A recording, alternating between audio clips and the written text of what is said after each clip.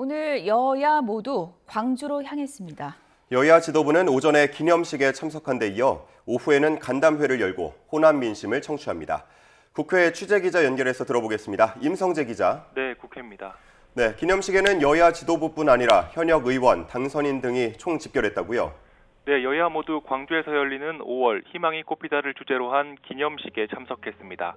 국민의힘에선 황우여 비대위원장과 추경호 원내대표를 비롯한 지도부가 총 집결했습니다.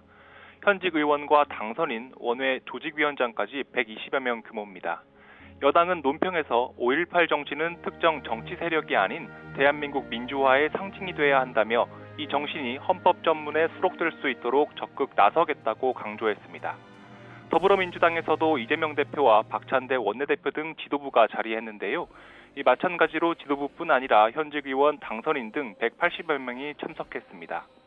행사에 앞서 이재명 대표는 SNS 글을 통해 더는 폄훼와 왜곡이 발붙이지 못하도록 5.18 정신 헌법 전문 수록을 흔들림 없이 추진하겠다고 약속했습니다. 조국혁신당 조국 대표와 개혁신당 이준석 대표 등도 기념식에 자리했습니다. 여야는 오후에는 광주에서 민심 청취 행보를 이어갑니다. 국민의힘은 오후 1시 김대중 컨벤션 센터에서 원외 조직위원장 간담회를 열고 지난 총선 평가와 당 발전 방향에 대한 의견을 들을 예정입니다. 민주당도 같은 장소에서 컨퍼런스를 열어 호남 당원들 민심을 두루 들을 계획입니다. 여야가 이렇게 오늘은 광주에 함께 모였는데 다음 주부터는 치열한 신경전이 예상되죠? 네, 22대 국회를 앞두고 18개 상임위원회에 대한 원구성 협상이 화두입니다.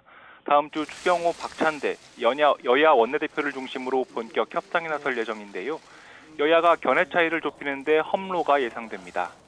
핵심은 법사위원장과 운영위원장을 누가 차지할지입니다. 각 상임위를 통과한 법안을 심사해 본회의에 올려보내는 법사위원장은 이른바 본회의 수문장으로 통하고 운영위원장은 국회 운영 전반을 담당할 뿐 아니라 이 대통령실을 담당합니다. 이에 국민의힘은 제1당이 국회의장을 배출할 가능성이 높은 상황에서 이 제2당이 법사위원장을 맡아온 관행을 지켜야 한다는 입장입니다. 운영위원장 역시 여당 원내대표가 위원장을 맡은 관례를 따라야 한다고 목소리를 높이고 있습니다. 하지만 민주당 입장은 다릅니다. 일단 지난 총선에서 171석을 확보한 만큼 18개 상임위 중 11개는 가져오겠다는 입장인데요. 특히 박찬대 원내대표 등은 법사위원장과 운영위원장 자리를 민주당이 차지해야 한다고 주장하고 있습니다. 민주당에서 차기 국회의장 후보로 선출된 우원식 의원은 여야 합의가 어렵다면 국회법이 정한 절차에 따르겠다고 했는데요. 필요하면 표결로 상임위원장을 배분하겠다는 뜻으로 풀이되면서 여야 간 마찰이 빚어질 가능성도 있습니다. 이와 별개로 우원식 의원의 국회의장 후보 선출을 놓고 야당 내 후폭풍이 이어지는 모습입니다. 앞서 민주당 정청래 최고위원은 당내 국회의장 경선 직후 당원 중심 정당은 아직 멀었다며 당원들에게 사과했는데요. 이 같은 야당 내홍에 국민의힘 윤희석 선임대변인은 논평에서 민주당은 국민이 아닌 강성 당원들의 눈치만 보고 있는 것이냐고 비판했습니다. 그러면서 국회의장 후보로 우 의원이 선출된 건 이른바 명심만 쫓으며 당과 국회를 운영하려던 독단에 대한 경고라며 22대 국회에서의 협치 필요성을 강조했습니다. 네, 22대 국회 준비도 그렇지만 21대 국회 마지막 쟁점도 있죠.